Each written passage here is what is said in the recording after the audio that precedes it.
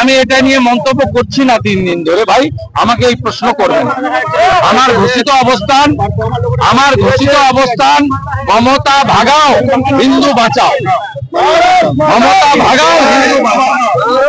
আর কোনো প্রশ্ন নেই, কোনো উত্তর নেই, কোনো ভাষণ।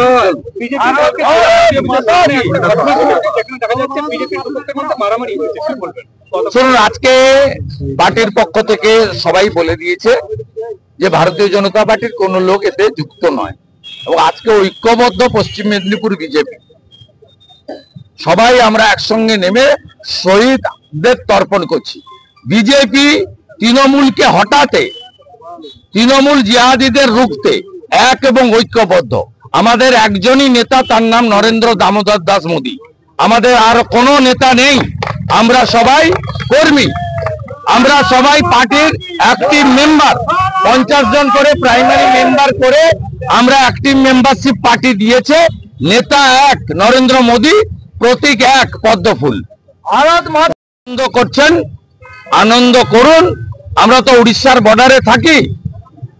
জয় জগন্নাথ বলেই বলবো, মিছা কৌ মনকে পাও।